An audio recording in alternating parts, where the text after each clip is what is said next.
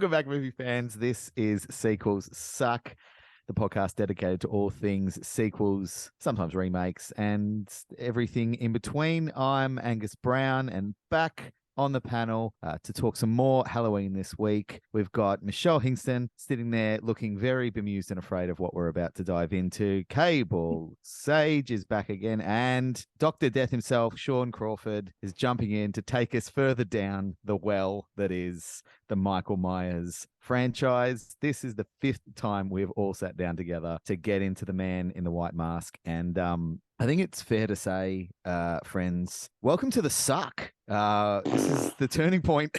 This is the turning point of the franchise that none of us really were looking forward to. And I don't think anyone will be surprised when they listen to find that this is really the first one that it becomes a bit struggle town with Halloween series. How do we feel about Halloween 5? Michelle, this is your first time diving into this, the revenge, the return of Michael Myers. This is revenge. This is the revenge. He's came back and killed people, and now he wants revenge for killing people. I'm not quite sure what the logic is. How did you find it, Michelle, first time out of the gate? I like this one. So I don't know what you're talking about. Yeah. Okay. Wow. All right. Are you putting this are you saying you like this one because you feel like you're on a steady sort of road with the Halloween films now, or is this a surprise and you like it more than the return of Michael Myers or Halloween 3 or Halloween 2 or any of the other ones? I think I like this more than Halloween 2. Look, I think a year ago I probably would have argued with you, but after our episode together on Halloween 2, I'm struggling to get mad about that statement. I don't know. It's What is it about it, Michelle? What is it that appealed to you? This one was just enjoyable. Like, it was fast paced. A lot seemed to happen. I don't know. I just liked it. It's better than the next one we're going to talk about. Spoiler alert. We'll get to that when we get to it. Well, okay, great. Well, I was not expecting that response from you, I'll be honest. And I'm quite surprised, so I'm very excited. Michelle and I actually watched this one together, so I was surprised that she actually enjoyed it, but I can kind of get it. It was actually good to see her reactions to the movie, and it's like, if you don't dwell on the history of it and don't expect too much from it, there are some fun bits, and there's some silliness too, don't get me wrong, and it's not perfect by any stretch of the imagination, but I can understand someone just jumping in and just watching these movies for the first time. This has kind of still got some enjoyable bits in it and entertaining enough bits. It's whether as a whole package of film, whether it's any good is a whole other question. But I kind of agree a little bit with Michelle. It's not a terrible film. I certainly enjoyed it more than I remembered. When I watched it this time, I like going through it, I was like waiting for the moment where I was like, there it fucking is. And it never kind of came. I never hit the point where I was like, fuck this movie. There's one bit that we'll get to where I was like, oh, Jesus Christ. But there's never a point where I was like, oh, that's the bit where I want to turn it off. I kind of was happy to see it through, and there was no moments where I was like, just fast forward. Oh God, Shaun, you're a Michael Myers stan. Where do you sit on H5? I think if I had to choose words to describe it, I would use words like horrific, Horrifically good. Diabolical. Would rather put glass in my eyes than watch it again. Really? Wow. I fucking hate it. I think it is. I don't care what anybody says. For this humble reviewer, it is the bottom of the barrel. Wow. And that's fucking saying something, because Resurrection is in a couple of films' time.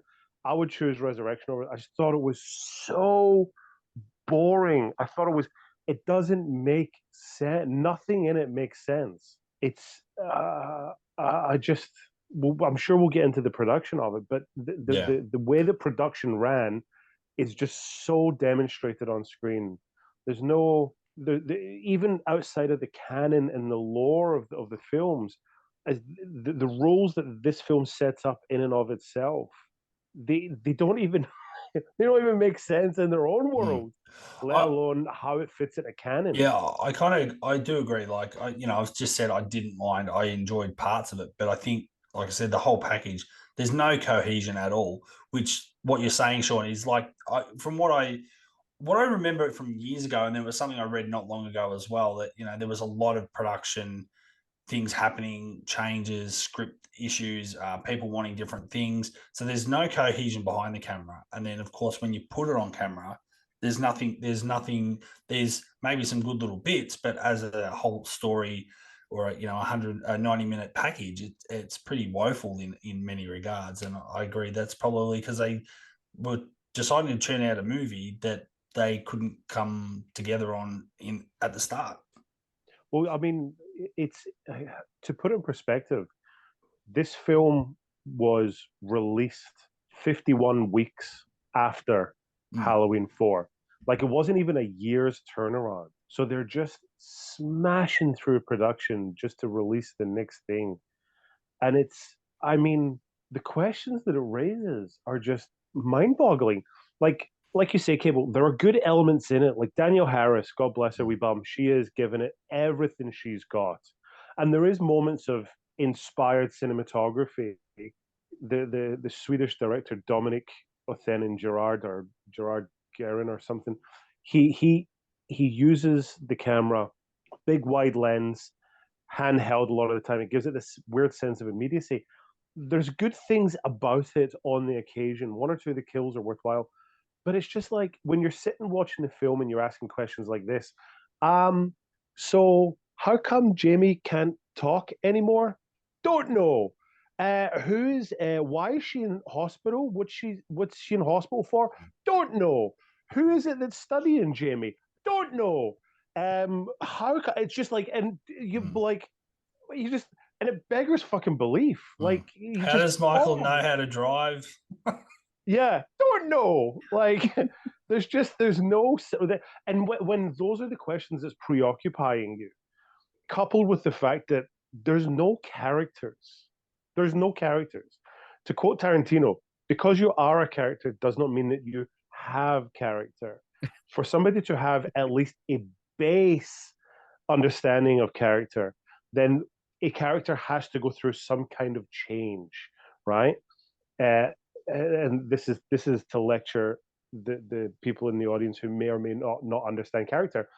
The idea of character is that in its most crucial sense, character is, I believe in A, B, C, but don't ever ask me to do D. And then as a screenwriter, you establish a scenario where you have to put you need to put the character into D to see how they react, because contradiction is where character comes from. But there is no characters in this film. Like, the annoying friend just exists. She's just there, like, and then she goes off, has an argument with her boyfriend, and they get slaughtered. Her boyfriend, that Julian Lennon motherfucker with the glasses in the car, Spitz. No character. Spitz shows up, is his buys name. Spitz, shows Spitz up, with a buys Z. beer. Spitz, Of course. shows up, buys beer, gets killed. Even Jamie's sister, who went through all that fucking trauma and bullshit, shows up, gets killed. Nobody has any development. And that's where the film, even Donald Pleasance, that's where the film for me struggles the most, is that there is nothing to hang your hat on. So all those things that do work for me, the cinematography or Daniel Harris, they don't mean anything, and it's torturous to fucking sit through. Well, I feel like this one is the first one that I think you can safely call, this is Mustafa Akkad's Halloween. Like, it's not John Carpenter's Halloween anymore. Any remnants of what he did is gone. He only directed the first one, but he wrote the second one. He had a hand in the third one, and you can feel like the last desperate gasps of what he was trying to do in 4. It's there, it's sprinkled in. But this one is all Mustafa. Like, he set the timeline. He said, like, the next movie's coming out October next year, so you better make a movie right now. And if we don't have a script and we start filming, I don't care. And it's hard to appraise the director and the writer of this movie and figure out, like, what went wrong and who had a hand in it, because they didn't do much after this. At least the director didn't do much in English language anymore. They did a lot of German films. They did a lot of documentaries. The writer really did nothing except for a documentary about airport security they have in post-production at the moment, which is the first thing they've done since the 80s anyway. So it's hard to like stack up their other work and go, oh, these guys are just not great at horror, or these guys really like didn't know what Or they were doing. they were new at the time, or Yeah, there's nothing we can really bounce against. What we can look at is how Mustafa Akkad guided the Halloween franchise and where it winds up going and go, well, yeah, I think this is all him. Like some great pictures were thrown out about this movie too. Like the idea that, well, for one, they wouldn't completely ignore the end of 4 and Jamie would be evil. She would be sort of the new Michael. And then part of what she was doing in this movie was she was going to find Michael and resurrect his body and kind of have him as a kind of like a ghoul, essentially. Like she was the evil and he was just like the resurrected henchman who did the muscle. Another which is idea, kind of what we got at Halloween Ends, wasn't it? yeah, and another thing we kind of got in Halloween Ends is Michael dies at the end of 4, and then Dr. Death, who is kind of in the start but not because they redid that character, we'll get to that, resurrects him Frankenstein, like really, like rebuilds him and resurrects him. But when he comes back, he's not really the same, and he's kind of not evil anymore, and the whole town is trying to hunt him down. So kind of what we got in Kills, with a little bit of Ends, where Michael's kind of not a bad guy anymore, but no one cares because it's still the same dude, and they're trying to hunt him down and kill him, and Dr. Death and Michael on the run. Like, is it a great idea for a Halloween film? I don't know, but at least it's interesting. It's more interesting than just the main character can't talk, and we're ignoring everything we did in the last movie. And Michael floating down the river really is upsetting because you can tell he's got like pads underneath, and he just kind of looks like when like fat lazy people go on holiday to a water park and just kind of lie there. Yeah. Just eating Maltesers. He just eating Maltesers out of a fucking frisbee at the beach. Just that kind of. I've never seen a monster in a horror movie look less intimidating. And from that point, like nothing he does is scary. And also the actor who's playing, I think, is this Dwight H. Little in this one, or is this? Have we got that was 4. That's right. Dwight H. Little is the director of 4. I know everything about it except for who plays in this one. That's not a which is funny if we look back at number 4, that was one of the worst masks they ever used, and surprisingly, I just would assume that they would have got so much backlash that in 5 they would have redesigned the mask, and no, they actually didn't. They were going to use the 4 mask, but the new guy that you're going to tell me who is Topin Guyer. I keep butchering his name as well. Dominique Otharian Gerard. That's the director, yeah. The director, Michael Jacobs, is the writer, and then the actor is Don Shanks. So they had to redesign the mask because obviously he had a different shaped head. So they had to give him hockey pads because he was a lot smaller, and they wanted to bulk him up, which is why he moves in such a weird way. Yeah, he's also the Man in Black. Yes, correct. So the same actor plays Michael and the Man in Black. Which again, it's sort of going back to what Shaun's talking about, the cohesion of just ideas. Like, it's great to have all these great ideas, but you actually have to bring them together and make them work.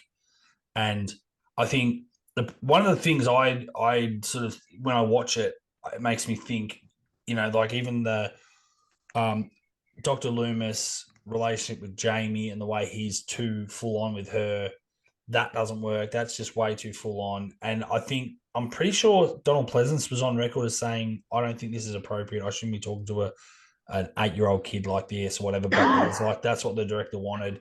I think he was way too intense in scenes and that. And even the Jamie Lloyd stuff, I think the original script, they wanted to have her older anyway and be the killer like the end of 4, but she would be older. So it wouldn't have been Danielle Harris, but then they liked Danielle Harris so much and they felt like they promised her or they want to have her again. So that sort of, I guess, constrained that idea of, can we believe a 8-9-year-old walking around killing people?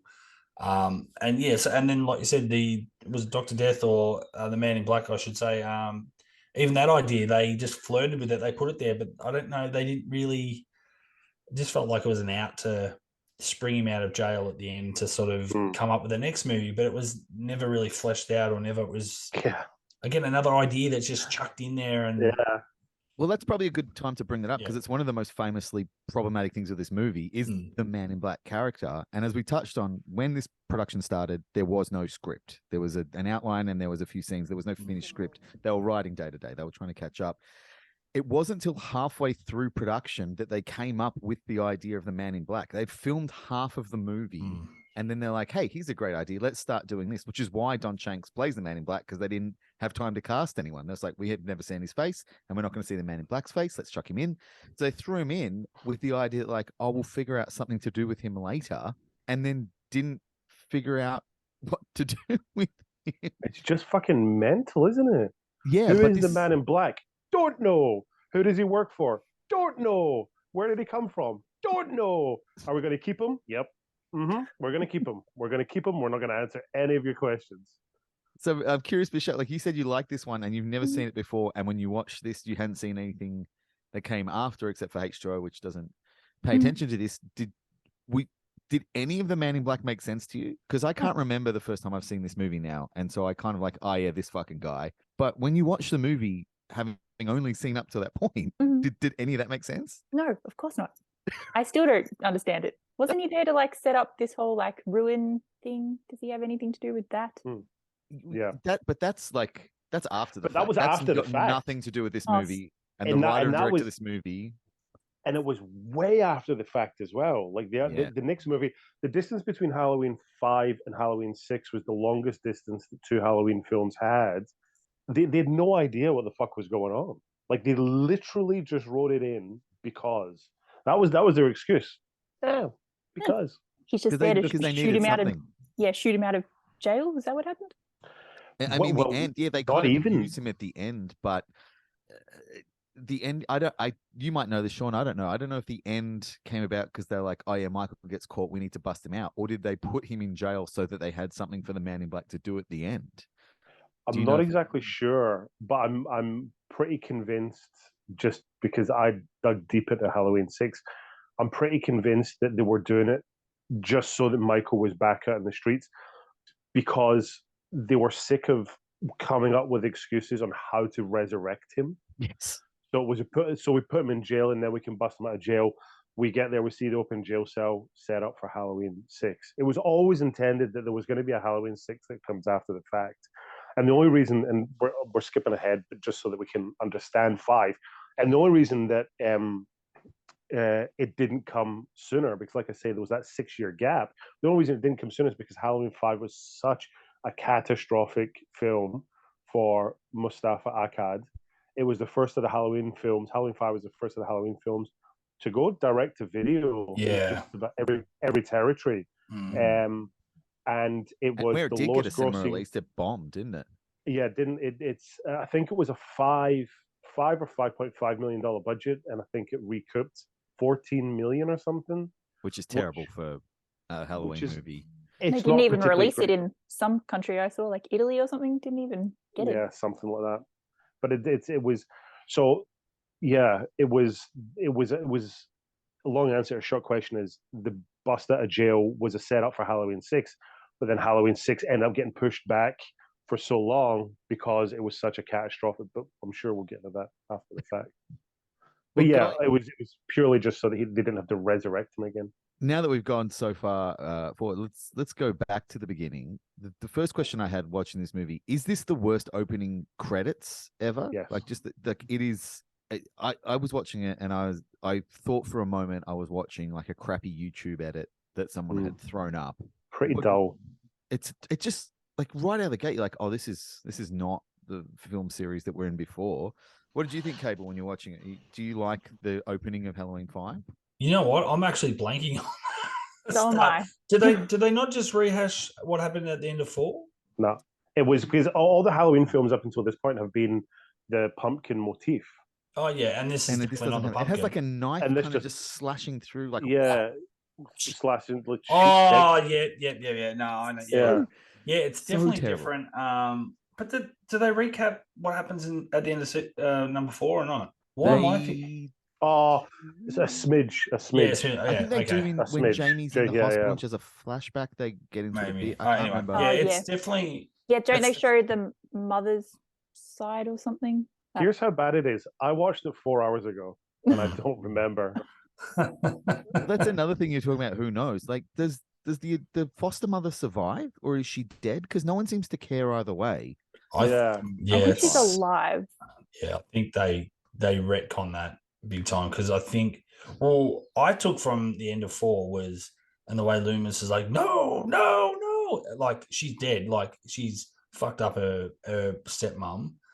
And then I think the way they talk about it at the start of the next movie, it's kind of like, oh, well, there's a little bit of a scratch here or there. They're like they talk it down like I feel like she's alive.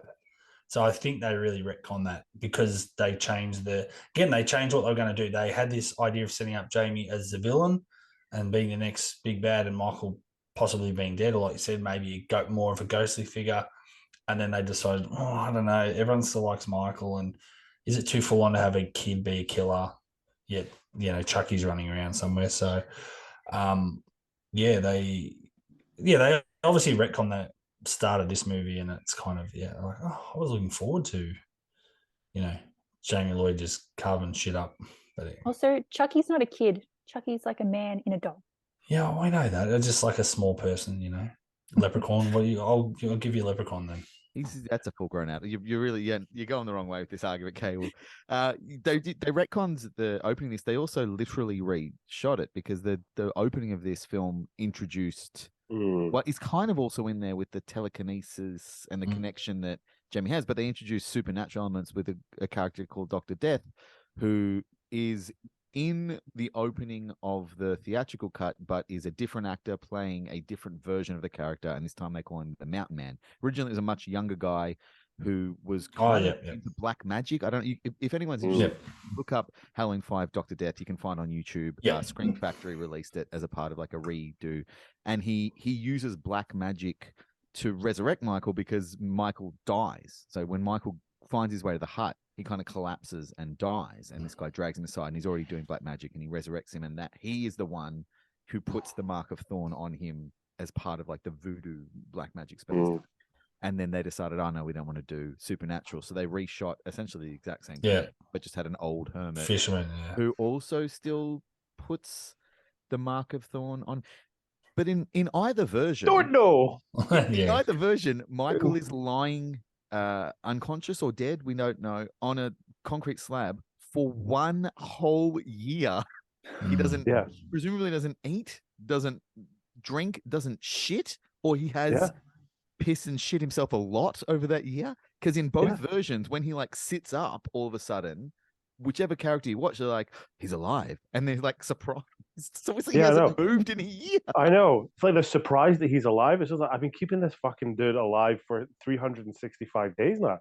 Also, what he hasn't rotted, so obviously he's not dead. No muscle atrophy, fucking nothing. Like, it's just, you're like, what? And then, the Mark of Thorn thing. They could have just got rid of the shot with the tattoo on the inside of his wrist. Yeah. But instead, they decide to retcon the character and then keep the fucking tattoo in the film. Like, Michael Myers got a tattoo. When did he get a tattoo? Don't know. I want to see like a Halloween 5.0 or 5.1 where you just follow that hermit, and it turns out his things like he goes around every time he finds like a drunk passed out in the streets, he just tattoos everyone. It's his weird little fetish. And it actually has nothing to do with any druids or anything. He's just like, fucking. Well, that's a tattoo for you. It's his version of like a dick. That's all it is. He just thinks it looks like a dick, and that's why he's drawing. No, I already got my Ghost Bob tattoo. I've got my Halloween tattoo. I'm up to par. You've got to get one. I'm still curious because obviously, I mean, like you guys said, we've experienced this film. I don't know how many times, although less and less frequently as I get older. But Michelle, did none of these things strike you as odd?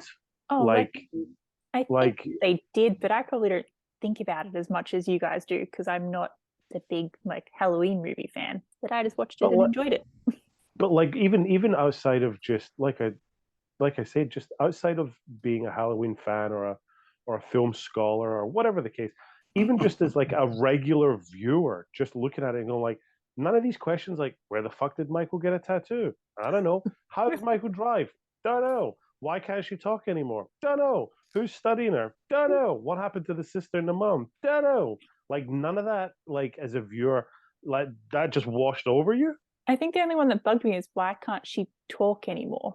I think that's the only one I feel like I was like, what's going on? That's a big one. That is a big one. To take the main character, or the main surviving character, I guess, and not only make her not talk, but take the only other person from the film who could potentially be like her surrogate. Like, they could team up. Rachel and Jamie could team up, and Jamie's got the psychic connection to Michael, but she can't talk. But Rachel's there to like interpret, and they become a duo. That I can see a world where that works. But no, we can't have that because Rachel gets one scene with her and then goes home and gets killed for no reason before the fucking Keystone cops show up with the. Was that like the moment? The worst moment in any Halloween film. I know, but was that like a precursor to Dewey? I know, right? And you know the reason that horrible bit of music is there when those cops come out of the house, because that scene is quite good. It's like as a standalone moment where Rachel is there and Michael's kind of lurking around the house. It's a really weird scene for Michael because normally when he's in a house to someone, he's just like, stab you, off I go. But he's kind of waiting it out for some reason, and we don't really know. And it's interesting. And then when she thinks he's there, she calls the cops, and the cops come and he's hiding somewhere. This is all very un-Michael-like behavior. So all that is quite intriguing. But all of that tension is just destroyed when the cops walk out of the house because we get that score. That score is there because the composer was like, I just wanted to try something different. And the director was like, yeah, good. Like that's how much thought was put in. Like everything else in this movie, they're like, I'm going to put in this completely ridiculous, comical, this sitcom sound, this cartoon music in a Halloween movie, just because I wanted to try something different. And they're like, yeah, go for it. Why not, mate? It was a and then they go straight back to the scene and they kill Rachel like nothing happened. Yeah, it was a huge mistake getting rid of Rachel. I'm not too sure the finer points of her deal or how many days she was available or whatever, but she feel like devastated. She was keen to be a part of was wrecked. Yeah, when the actress found out, she was beside herself. Yeah. And in fact, the original death she had was Michael was going to ram a pair of scissors down her throat. And she was like, no, that's too undignified for Rachel. Like, if you're going to kill her, I'm furious, but I am not going to shoot a scene where you kill her in such like like that's how you kill a nameless character, who's making out with a boy at the cinemas. And then Michael or the drive-in, and Michael's there and he just kills, and it's just there for a kill. She's like, this character can't be killed just for a kill. And I think, again, I don't know how true this is, and I can't remember where I read it, but again, it wasn't too long ago. But I don't know if it was the director or the producer regrets actually killing her off. They wish they actually had kept her around for the movie. And it's Akkad. Yeah. So yeah, it's I don't know. Like, I can understand the twist of trying to shock your audience to say, well, no one's off limits. A bit like when we had Scream 2, we started losing. We lost Randy. We lose people, and then obviously Scream 3, you lose Cotton, and they go, oh, well, anyone can die in this movie, or at least that's what they want you to believe. So I understand the twist of getting rid of Rachel, but then you got to have something ready to go. And I feel like they did. They had Tina. Well, they had Tina, but I don't know. It's just that was a weird choice, and that's not.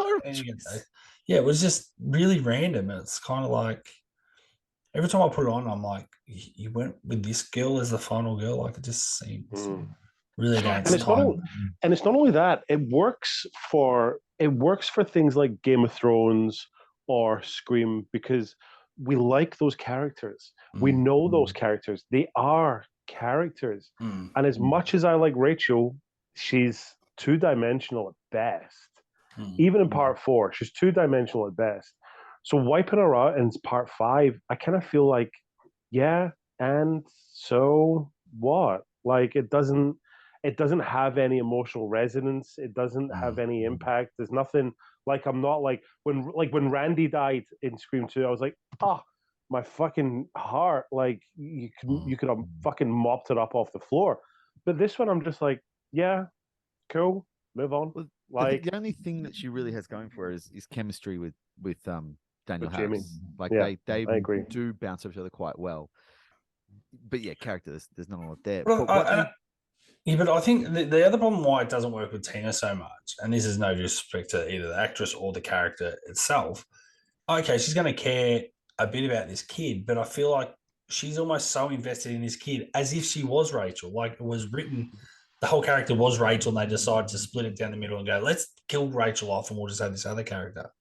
It's like, no, I don't really buy that enough. I feel like that needed to be Rachel all the way through. Yeah, maybe she dies or sacrifices herself for Jamie, but at least that would going on what Sean's saying, maybe give her a bit more depth as a character. But no, we'll just kill her off. We'll have this other girl, her friend Tina, that becomes a surrogate mother, and or like pretty much gets stabbed, like getting in the way of Michael to make sure Jamie can escape. And it's like, I don't know. But even then, let's not forget Daniel Harris's Jamie asks her for help. She's like, "Don't go, don't go, don't go," and then Tina basically just goes, "Hey kid, I'm gonna go get laid, so step off." And then she fucking just abandons her. She doesn't care that much. At the end of the day, she doesn't care that much. She'd rather go get some than look after the young girl who is having the fight of her life, kind of thing. So then, I mean, there's nothing here, nothing. Also, like, speaking of, like, what is Loomis's job in this movie? He doesn't work at that hospital. Like, at one point he shows up in an operating theater. Like, he just shows up and people are like, it's Dr. Loomis. Like, how is he allowed to just be? He's not her doctor. He's not Jamie's doctor. How is he allowed to come in and just be like, "You've got to listen to me. She's the danger." Everyone's like, "Oh, okay, we'll listen to this insane man whose face miraculously has gotten a lot better since 4, by the way. He's not nearly as bad. Oh, don't worry, it gets even better in 6. He's really healed up well in 5. But even then, he's the same. And we mentioned it before, but he's the same. He comes in and goes, so I'm going to use an 8-year-old as bait for probably the most horrific serial killer the world has ever known, and you can't stop me. Also, where the fuck does he keep getting guns from? Every film he's got a different gun. He's a doctor. Who keeps giving this guy guns? He has no problem sticking them in fucking people's faces as well. It's the last thing I'm worried about in this movie. Is wild. I know I wrote down for myself when I was watching this, this movie feels like it is shot like an episode of Degrassi Junior High. Like it does. I look at it and I'm like, why does this feel so familiar? I'm like, it's Degrassi Junior High. That's probably why I liked it. If this is like a Halloween episode. Well, I kind of like how it's shot. Like I couldn't really get angry about it. I was like, we're not in Denkundi land anymore, but there's nothing really horrible about this one in terms of how. No, but it doesn't. It kind of oscillates. Like there's moments where you're like the light is so beautifully sculpted.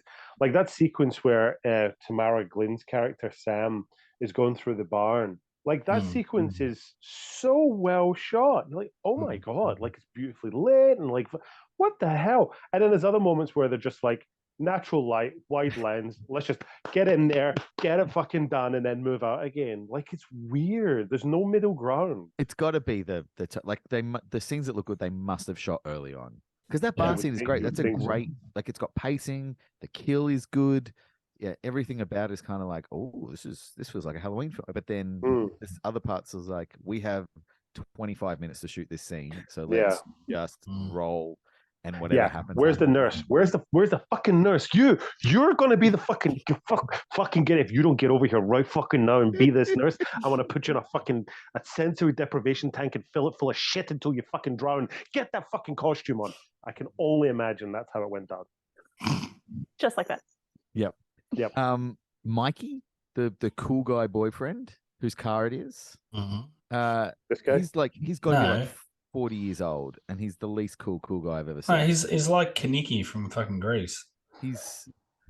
Once Michael kills him, like obviously this is like Michael the teen years because he gets the car. He's like, I'm cruising around in this fucking car all night. That's what I'm doing. I'm just driving around, and every time he gets out of the car, he's like, I'm going back to the car, and he just drives the car some more.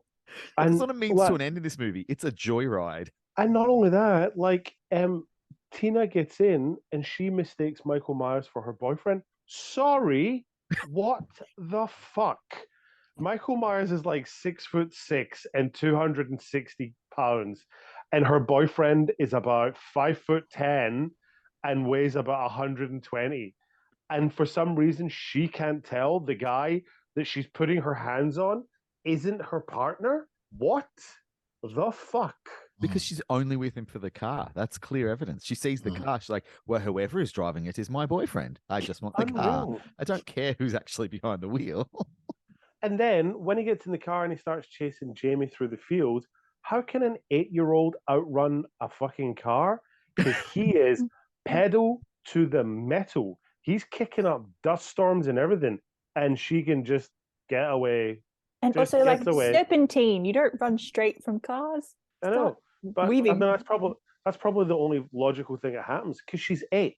She still has a bedtime, so she's probably only going to run in a fucking straight line. It's the only thing in this film that made sense. What are her legs? Steel springs. Yeah. Good. That's what that is. We didn't talk about this when we talked about the Man in Black, but the Man in Black, like, he's a tough guy. He's a scary guy. He's an unknown entity. He's dressed head to toe in leather and a big cowboy hat. And the way they introduce him is he gets off a fucking bus. He rides the then bus. Kicks a dog. And like nobody in this tiny little Illinois town is going, dude, that's the guy that fucking kicked my dog. Like nobody is dressed head to toe in black leather. You seen him, the guy with the Cuban heels and the steel-tip toe caps, dressed all in black. He goes around kicking people's dogs. Nobody in this town says anything about it. Like, the only reason that I can think, there's 2 reasons why he would ride the bus. One is because he's trying to be anonymous and not have anyone be able to follow his moves, which when you're dressed head to toe in black leather doesn't work. Kicking dogs. The other one is he just failed his driver's license test. So this big badass can't parallel park. That's all I can think when he gets off the bus. Or he's a degenerate alcoholic and lost his license and now has to catch the bus. And he's just mad. That's why he's kicking people's pets. And that's all he's doing in Halloween 5. He's not actually a bad guy in Halloween 5. He's just a drunk who's just like, his wife's kicked him out because it's just one too many. He lost his license. He lost his job. Yeah. He's just like, he's a black dust or I'm getting out of here. Get no place else to go. Angus, we should get together and rewrite this film. I reckon we get some good ideas here. There's so much that could have been done. There's so much ADR in this movie too. Did that piss anyone else off? It's appalling. Yeah. Like every second scene is just ADR. I think everything that Jamie says is ADR, obviously, because I didn't know what they were writing. So there's like, just say pineapples and watermelon a lot, and just say rhubarb, and then we'll just dub over and it won't matter. Shoots it from a distance so we can't actually see what your lips are saying, kind of thing. I'm really scared. Yeah. Oh no! Someone help me, please! Like, it's just terrible. Lewis is he's a cunt in this movie. He's not a very nice guy, is he? He's a flat out. He also, speaking of drunks, there is a lot of rumors that at this point, Donald Pleasance had quite the significant drinking habit that had started to become a little bit unruly, and he was pretty much loaded his entire time on the set. No one who worked on the movie has ever like flat out confirmed that. I think because everyone loves Donald Pleasance and they don't want that to be the legacy, but it's always been the alleged thing. And there's I think it was the actress who plays Rachel was like, you could you show up and set in the morning, you could smell it on his breath. There was first thing in the morning there was brandy in the coffee. So I wonder if that's why it's just unhinged. Yeah, no, but wasn't it sort of out there during Halloween? He would come out of his trailer and he'd be, fucking 2 bottles of red deep into having a drink and be pretty if messy. you can drink 2 bottles of red and turn out the performance he did in Halloween, good on you. Yeah. But if you're having 2 bottles of red and turn out Halloween 5, you got a problem, baby. I know. But that being said, I mean, like, it's a matter of degrees, isn't it? Because all things considered, in Halloween 5, the best things in it are Donald Pleasance and Danielle Harris. Like, because even Donald Pleasance given 35% is still better than just about everything else in this film. Because there is moments where he actually delivers a relatively good performance. Like, I didn't mind the part where he bails Michael up in Michael's house. Not the same house for some reason. They decided to change the house. Close. Why did they change it? Don't know. But he bails him up, and he's got this massive 45 pistol. Now, if anybody, I mean, I know a little bit about pistols. 45 make a big bang. 45 is what they use in war, like, because it's like, and he's fucking brandishing one of them, and he can get within 6 feet of Michael. Not once does he decide. Before that, smashes all the radios so nobody can deal with him, and then gets within 6 feet of Michael. I mean, with this pistol, it doesn't make sense. But anyway, I digress. That sequence where he's talking to Michael, he actually does all right. I think he does all right. He does all right. And that scene is fine.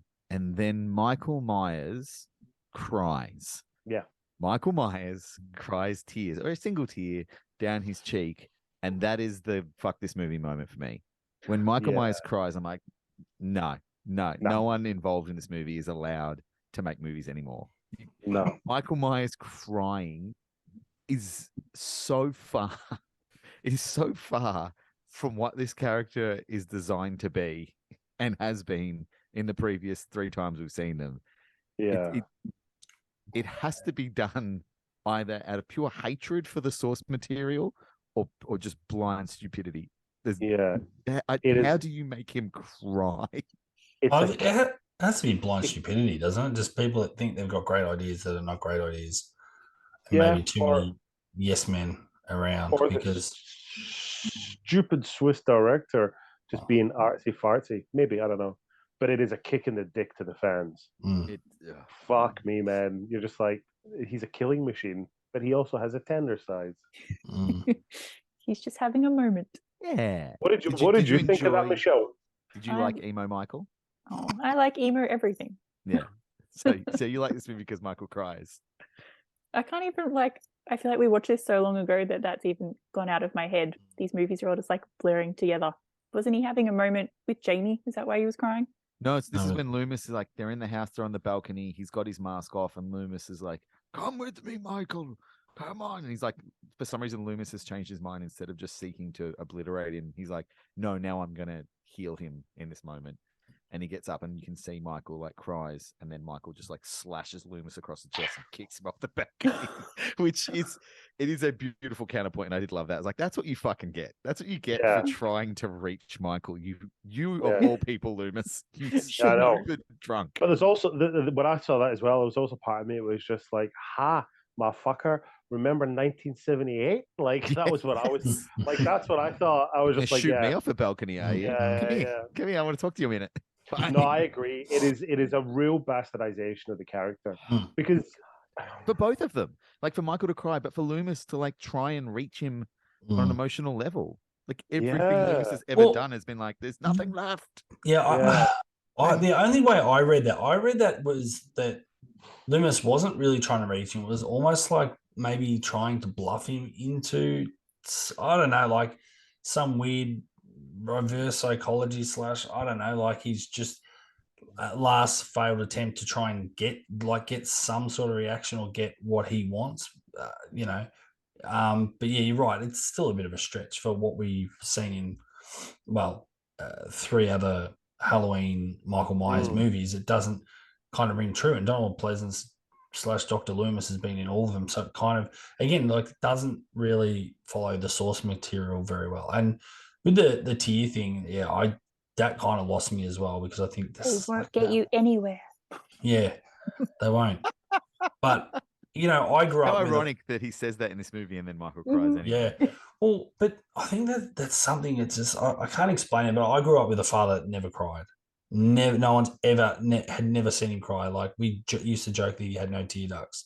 So, in that way, I sort of think Michael's that kind of character. There's no empathy. There's no sympathy. There's nothing there. It's supposed to be pure evil. Like, why would pure evil shed even a single tear in pain? Even, like, it makes zero sense. He doesn't even say ouch when someone shoots him in the face. Yeah. Loomis shoots him in the face in Halloween 2. He doesn't even go, "Oh, I hit my shoulder on the door this afternoon and I said fuck for 5 minutes." That was after he shot him 6 times. I shot him 6 times. He got stabbed in the throat with a fucking, like, nothing phases this guy, but He's for been one blown moment, up. He's fallen off fucking rooftops, and maybe the whole time under the mask, every time he gets hurt, it's just him going. And that's why he wears the mask, so you can't bottom tell. lip trembling the whole time, just biting his like, fuck. And as soon as he's like, he just walks stoically away from whoever he's just killed, and then he gets behind the fence and he's just like, "Fuck off, fucking son of a bitch!" Fucking. And he cries again. Just weaving. Fucking not again. Fucking shot me again. Fucking dickbags. Yeah, no, it was. No, I thought it was ridiculous to say the least. I thought it was. Another ridiculous thing is Loomis a wizard in this movie because he just shows up at places magically all the time. How does he get there?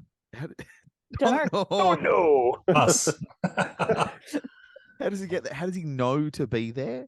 Like at the end, like all the cops show up and Loomis just shows up. He's just like, boop, here I am. It's like exactly. You don't have any radios. How did you get there? Yeah, but then when he gets there, to come in a car. Everybody gives him radios, and then he smashes them. He's like, fuck, I don't need your radio." Like, doesn't make any sense. It's like he's the counterpoint to Michael, because I feel like sometimes Michael turns up in places very quickly when you don't think he can. So, but that makes sense for Michael because it was meant to be this idea. Like he's not. I know. He's the shape. He's evil. Loomis can't walk good because he got blown up and he's got the walking stick. And he's also like an 80-year-old man. And somehow he's faster than Usain Bolt. It's just like, oh, Jamie's in trouble on the other side of town, and not only is she in trouble on the other side of town, you don't know it by any conceivable reason, but you're still going to get there in a heartbeat. I wonder if that's how Jack Bauer became so good at it. He just consulted Loomis. Just talked to Loomis like, how do you do it? Yeah. You talked about breaking the radios a couple of times. That I like that moment. Not for the radios, but because Troy Evans is the cop who's in that scene, who I only know as being Roger Predactor in Ace Ventura. Yes. But yeah. I just love his face, and he's a really good actor in a film that doesn't have heaps of them. And he also plays a cop in a film that is a part of a series that notoriously has the worst police officers in town. But this one has literally the worst police officers ever. In fact, in this one, they just flat out start admitting, luckily we're not really good cops. That's right. They just say it. But like every cop in this movie is atrocious at their job. Like at the end, they all show up, to save Jamie. And then as soon as they kind of show up, they just leave again.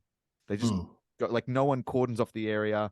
No one's like, all right, we're going to leave like 6 patrolmen here to search the area, set up an exclusion site. Nothing. They're just like, well, all done. And then they just jump in the cars and all they leave a crime scene. Let's go home. But Troy Evans is a genuinely good actor. And that scene he has where he's like trying to understand what the fuck is going on with Loomis. It's really the only moment as an audience that we get someone giving us like a bit of an in. Be like, you know, Loomis has lost it. And as an audience, I was like, oh, this is the moment we're supposed to know that Loomis is crazy. Because the rest of the time, it's just like, he's doing all this stuff. He's showing up these weird places. He's yelling weird stuff. And everyone's like, yeah, all right, doctor, no worries. I'm like, are we supposed to think this is fine? Yeah. And has anybody actually talked to this fucking English guy with a burnt face? He is out of his fucking skull meat. He's mental. Yeah. Like, and then we get Deputy Charlie, who's like, you're fucking crazy. I'm trying to protect a child. Also a child that we just threw in a house as bait because we knew he was going to be there. But because we're the worst cops ever, not one of us is going to check the attic because that's where he was. No one just looked upstairs like, he wouldn't go up there. It's too high. Man, if Michael Myers was there, you'd have fucking snipers and SWAT off the side. You'd have isn't that what they have? Don't they have SWAT outside? But but they're only like 2 of them, and they're really bad shots. Real bad shots with their shitty little Is this why Michael Myers keeps coming back to Haddonfield? Because he's like, if I go anywhere else, I'll get shot in like 2 minutes, arrested in like a minute. But in Haddonfield, all of the cops are just so inept. I could kill fucking 40 people, and they'll be like, which way did he go? I don't know. Let's go get a coffee. With fucking kazoo music in the background. No, I hated it. I hated it, and I'm shocked and appalled and not a little bit impressed that you guys liked it. If I'm being honest. I mean, we can get to the final feelings. I still have more questions, which I know there are no answers for, but I think it's important in this movie that all of these questions are highlighted. Like, who is the little cunt kid who is Jamie's friend? Don't know. He just shows up for a little bit and seems to be really important to her. Like, we're kind of told, like, oh, I don't even know his name, but they're like, oh, he's going to be Billy. Oh, Billy's going to be there. And she's usually excited by that, but we don't get any reason. Like, is he her only friend? He never seems to have an actual conversation with her. Does she have a little bit of a crush on him? Did they go through something to? No, nothing. He's just meant to be important, and then he's not important, and then he's gone. And then the script forgets about him. Yeah, this like literally, he leaves in one forgets scene about him. and he never comes back. It's like Richie Cunningham's brother in Happy Days. He just went upstairs one day and never came down. Never came back. Just gone. And no one ever talked about it ever again. Like, I don't know what. Yeah, 27 years after the fact, somebody goes like, Just "Oh, for fuck's sake, Billy!" Like, Christ. Billy's just upstairs being looked after by fucking Dr. Death.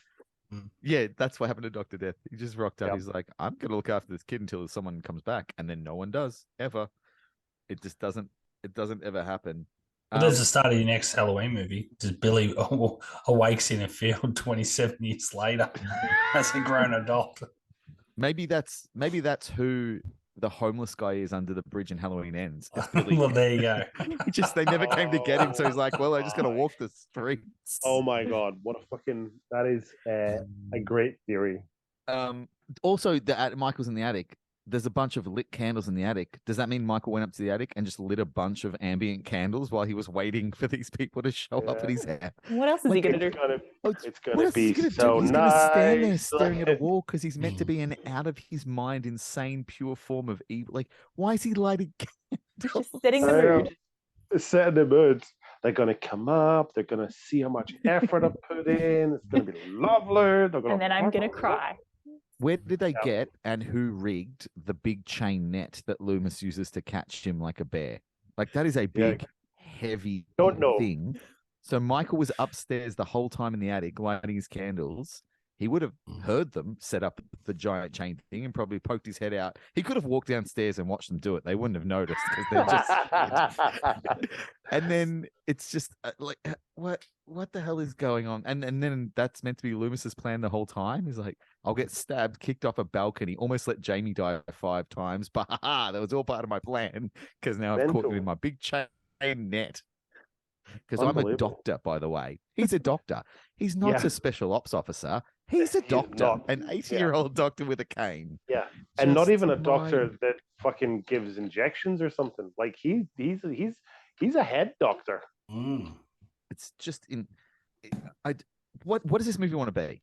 This is what I can't get my head around. Yeah. What, like, I know that they're writing the film as they go. Obviously, that's all the problem. I don't think any film in history has been like, hey, you know what? We didn't have a script when we started, and it turns out we wrote Godfather Part 2. Like, dumb luck. Yeah. Every time Wizard of like, Oz. Why is this movie so weird? Eventually, someone will be like, yeah, we didn't have a finished script when we went into pre-production. It was a really big problem. We were writing it day to day, and we had to keep changing things. You know, it's always been one of the big issues with Scream 3. Wizard of Oz was writing the script as they went. Literally writing the script as they went. But at least they had a book. They had a book. They had something. Oh, that's also source material, yeah. They're like, here's what we're trying to adapt. This is probably a good case of what can go wrong if you try and do a quick turnaround and pump out more money and don't have a firm idea of what you're doing, or you've got too many cooks, or whatever actually happened. You don't have a firm idea. And then you look at something like Scream 2, we can argue to the cows come home. I know not everyone loves it, or you can get Scream 2 because you get all the right people back and get everyone on the same page, even with spoilers and having to change things because people try and spoil the ending and what's happening. They still churn out an amazing sequel. And then you look at this one and you go, what happened? Again, wrong people in the wrong positions is probably one of them as well. 100%. A couple of my favorite little tiny bits in this movie. So Greg Nicotero did some of the special effects. Yes. He also has a cameo in it. Mm-hmm. That's pretty cool. Like, for anyone listening who's like, who? He's special effects guy, deals stuff on The Walking Dead.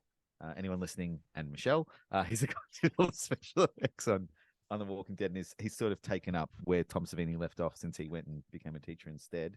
Hey, I've probably got more behind the scenes things than you. Remember when we had that conversation with Lee Waddell about K&B masks? Yeah, oh, you know all the cosplay stuff. Yeah, but who does the effects on this? K&B Studios. It comes up like first thing in the credits. Oh, there you go. All right. So where's your cosplay of Halloween 5? Yeah. Michelle, more of that, please. Yes. Yeah, lay some more knowledge on us. Well, that's all I've got. Make us look stupid for once, please. as much as you can. One of my other favorite things in the credits, and one of the more baffling things, one of the stunt people in this film, George P. Wilbur, he came back to be a stunt guy, but didn't come back to be one of the Yeah, miners. I thought I saw that too, and I was kind of like, I don't get it. Like, what, you're in this film, but you're not Michael? Like, Everything what? I've read is that he didn't want to be Michael. He's like, I don't want to do it again. And yet he comes back to do it in 6. Yeah. Maybe by then he'd figured out he could make some money. Make some money on the what do you call it, the signing market convention. Oh, yeah, he can make some money at the conventions, because a lot of these guys do go on to do that. But my favorite thing in the credits of this movie is that one of the SWAT guys, who's out there, who's meant to be like the answer to all the problems, they're going to get SWAT, and SWAT's going to fix all their problems. The way they build this character is his character name is Fat Sniper. That's my favorite thing in the movie. That's what his character name is. Sniper. A guy called John Gilbert is billed as Fat Sniper. Jesus. Imagine what his friends call him in the locker room. He Had was- tons of fun. Make sure you get the 50 cal today. Which is like, and that's how much care they put into this movie. When they finished it and they were doing the credits, someone was like, "Hey, what's this character's name?" And the director's like, "Who, the fat guy? I don't know, Fat Sniper." I have to get out of this country. Like, you guys are insane the way you make movies. I hate it so much. I'm never coming back. I'm never doing You this guys again. are insane the way you make movies. Good. But this guy, this director, the reason he directed this movie is Deborah Hill met him at Sundance, Yeah. and kind of liked him and put him forward, pitched him to Mustafa Khan, and was like, "You should get this guy that I saw. He did a movie. I can't. Oh, what's the language? It's called After Darkness. Which, can I just quickly read you the description of After Darkness, because Deborah should have read it before she pitched him. To salve his guilty conscience, an elder brother removes his disturbed younger sibling from a mental institution after a suicide attempt and tries to bring him back to mental competency through one-on-one contact. Free of the institution, he continues to be haunted by dreams of a lost twin and chants the eerie phrase, "Do I stand before the king?" It is the elder brother who risks losing his brother's mind to insanity. That's the description that is put up for that movie. That's on IMDb right now. So if someone has had a chance to edit that at one point since 81, 85, And they've that's decided what not they've gone. That's what the description of his first film is. And Deborah Hill was like, "You should take over one of the biggest horror franchises of all time. You've got what it takes." He's the guy. So he came from a point of pure insanity and then was like, "Now let's make a Halloween movie." Well, apparently that's what he was like on set. Like, he was giving. I saw an interview with George P. Wilbur, and he was giving George P. Wilbur like all this weird random direction. Like, he's just like, "Yes, play this sequence like you are attached to boards and you're trying to walk underwater." And George P. Wilbur's like, "What in the fuck does that mean?" Like, just this abstracty kind of Lynchian, like, I don't know. It sounds like an absolute nightmare, to be honest. Like, imagine trying to have to decipher that. Imagine, I mean, and if that's what he's saying to the actors, what the fuck is he saying to the grips and the gaffers and the DOP? Like, what fucking mental, man? I want you to light the scene like the sun as a memory from when your father didn't give you the toy you wanted on your birthday that one year, and you looked into the pond and you cried, and it was the first time you tasted your own tears. It's like, mate, it's just a second unit shot of a car driving down the street. Yes, but I need no questions. Perform. This is literally just a cutaway of a tree. I don't know what's he talking about. I don't know what he wants. It's just a tree. Guys, someone help. Awful. I mean, all right, so Michelle, you really enjoyed this movie, and I think you're the highest out of the four of us on this movie.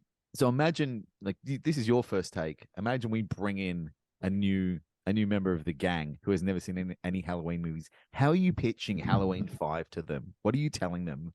If they're like, I've never seen the Halloween movies, I might check them out. How are you selling this to them? I feel like it's a comedy horror, this one. I think maybe that's why I enjoyed it. I mean, that's a brilliant description, but also a massive insult to the people who made it, because they didn't think it was a comedy. I think that's why I liked it. It was just so full on. Like they're all pretty full on. But like you said, Loomis is crazy maybe than usual. You said that KMB to the mask. Does Michael's fucking mask have a neck flap in this movie? It looks like in a couple of shots there's like flap going on. I'll double check that. I feel like it does. And I will say, as a movie, I guess cosplay collector nerd, I actually really like this mask. I don't mind it. The hair's grown though. Like, there's a couple of scenes where he's got full on Dr. Brown hair. Yeah. It's just like it's really long and just like up and back. It makes him look like he's really surprised. Like he turns the corner and the music's really scary, but it kind of looks like someone who's turned around and he's like, "Oh Jesus!" So the comedy horror of Halloween 5, the revenge of Michael Myers, who fuck knows what he's angry about and he wants revenge for. Michelle, we're going to go to you last because I'm really genuinely interested. What do you give it, Shaun? What do you rate this? No, this is 1 star. This is this is as low as it goes. This is 1 star. I genuinely just don't. Is that the lowest you can go though? Like 1, you could probably go 0.5. Nah, 1. Like it was just. I fucking beggars belief. And there's no words to describe how unnecessary the film, perhaps not, but the story, absolutely. There's no justifiable reason why it should be such a mess. Why it should be just so boring. And that's the number. I mean, I will watch any old shit. I will watch any old shit. Yeah, I've seen your Instagram stories. I was going to say, I'll watch 3 of them a day, and I'll happily get through it. I'm so easy to please because I'm sure it's true for everybody who's dabbled in film. Is I know how hard it is just to make a film make sense, to go from A to B to C, and just make sense, let alone for it to be emotionally involving or engaging or moving, or like it is a superbly difficult task, right? But when it comes to films like Halloween 5, where there is so much behind it that you can draw from, and there's a fan base that knows what they want, that you just have to ask them, like, what do you want to see? And then you've got the producers and you've got the money and you've got there is no reason for a film like this to be as boring as it is. And that's its biggest problem, is that it is boring. It's a boring horror film. There's no sarcasm, there's no cheeky winks to the audience to say, we're with you guys, we know exactly what, like there's you're laughing at it rather than with it. We've seen the kills 1,000 times before. How many horror films have you watched somebody get skewered with a hay rake? Like countless films. It's I don't think. I think the tone is all over the place. I just don't think there's any redeeming features in it. I really do. I genuinely think this is as bad as Halloween got. So he's a fan. Cable. Cable, where you sit on it?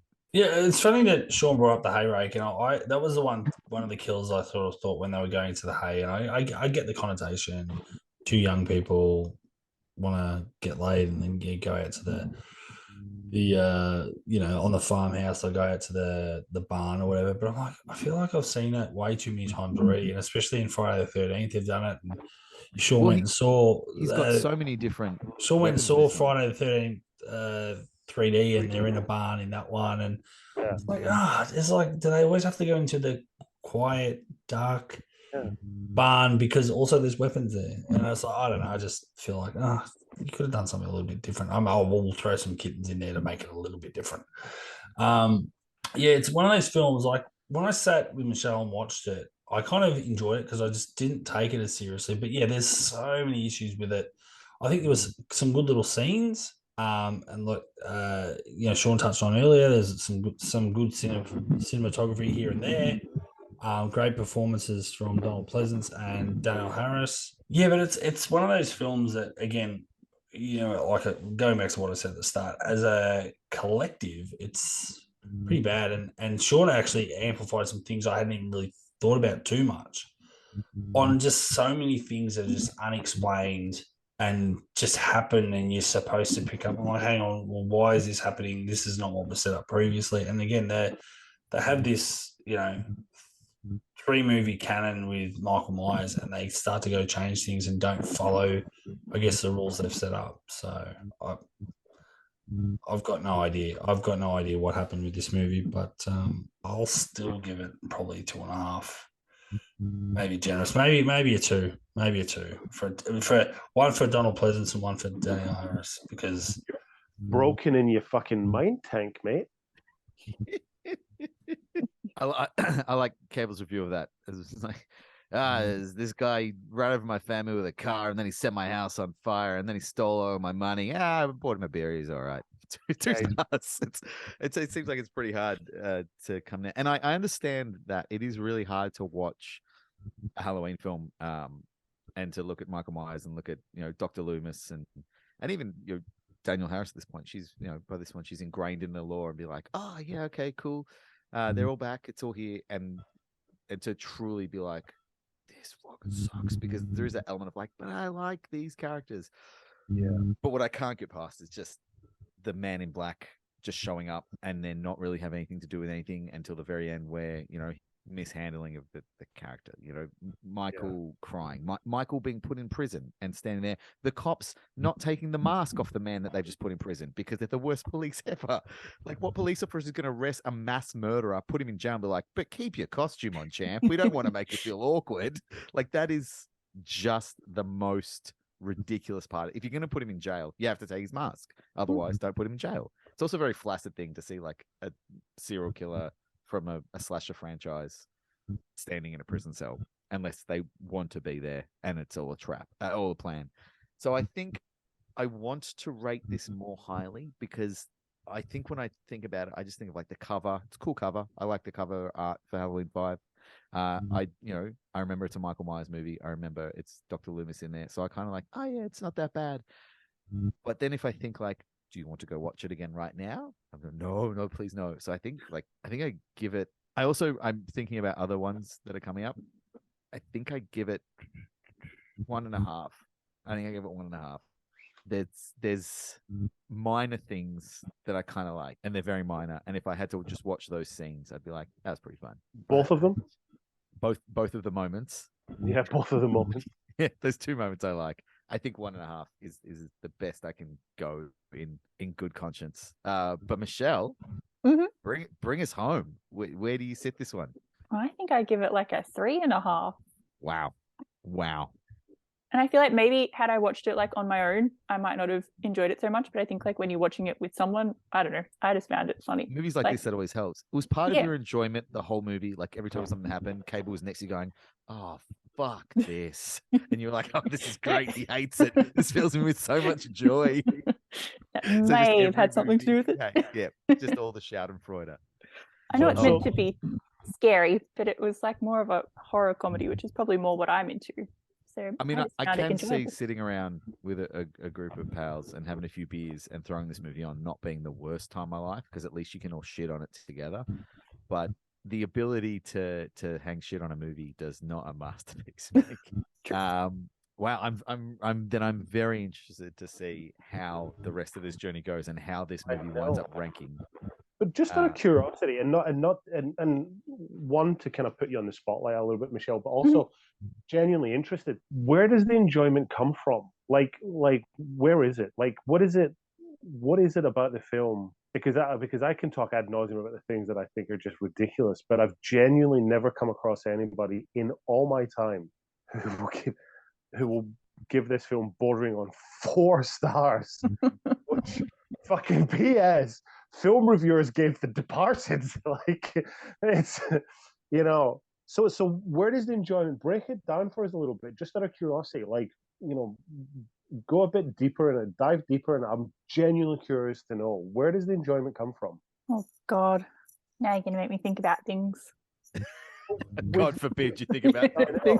But we've done this, and we know you can do it. Yeah, we've done this. We know you can do it. So break it down. Like, where does the enjoyment come from? I knew you were going to do this. Can you not just like things because you like them? Well, yeah, but you're in a film review podcast. Like, I know. I still don't know why. Well, like, you mentioned earlier, you thought it was quickly paced, and you thought it was unintentionally funny. But is it the characters? Is it the cinematography? Is it the unique? Like, you guys all hate Tina. I quite enjoyed her. Why? Oh, I liked her. She was just like a character. Like you said, she was sort of like, oh, I think she's going to care about Jamie. And she's just like, no, I'm just going to go to this party. Who gives a shit? Gets laid. Yeah. But I had questions too. Like, there was a lot of things that came up that didn't make sense. And I think we also talked about it. Why do that barn scene? And she's like confused why her boyfriend is Michael or something. Cable brought it up. I can't remember. Like, I feel like this was weeks ago that we watched it. But she's like surprised that, that he tries to attack her or whatever. Yeah. Do you know what I'm talking about? I know exactly what you're talking about. Yeah, see? She's lying in the hay waiting for him, and she thinks that, yeah. Yeah, didn't she see him go in there dressed as Michael? Because didn't he almost get shot by the cops for impersonating Michael Myers? Yeah. Yeah. Yes, he did. Yeah. Yeah, see, wouldn't you get shot on sight for stuff like that? If the cops were good at their job. Yeah, see, I find that a job. I like the bumbly cops. I think that was... I enjoyed that as well. Shaun, to give you some frame of reference of where we're sitting here, just looking at the IMDb user rating, 43,500 people on IMDb have voted this. Of that, 2,770 have given it a 10. The median, over 10,000 people give it a solid 5 out of 10. But when you break it down by demographic, the highest median ranking that it gets is about a 6.5, and that highest median ranking comes from females. So maybe this movie just hits something for a female audience member. It doesn't hit for a male audience member, because it's not just Michelle. If you go to the numbers, there are thousands upon thousands of people who are all feeling the same way, and the majority of them are female. Vindicated. In fact, so weird. Maybe it's because he's crying by the end. Just the lowest ranking is 793 people gave it 9. That's the lowest. The second lowest is 1. Only 1,600 people have given it 1 out of 10. Other than that, it steadily climbs. People, I don't know. I mean, this is why we're here, guys. There was kittens. He lit candles. He was crying by the end. So I feel like that's just bringing in the female audience. All right, that's Michael. They didn't kill the kittens like they usually do. My fiance just delivered me a hot chocolate. What a fucking doll! Amazing. She'd like this movie too. Probably. Because she knows the pain that you're going through, having to relive this experience. I mean, I think that's all there is to say about this interesting film at best. We are not even halfway through our Halloween journey. This is 5 out of a potential 13, but probably going to look more like a 11. We'll see how we all go. I thought we were almost done. I'm going to use my mouth as an unloading device. We are coming back very soon with the follow-up that was going to happen straight after Halloween 5. They were going to roll right into it. They set it up. Michael gets broken out of prison. The man in black, who is he? All was going to be explained. And then there was 6 long years audiences saw Michael Myers again. Why? We'll find out on the next episode of Sequel Suck. Hey, cue the swing by Everclear. Never said I was innocent. I won't burn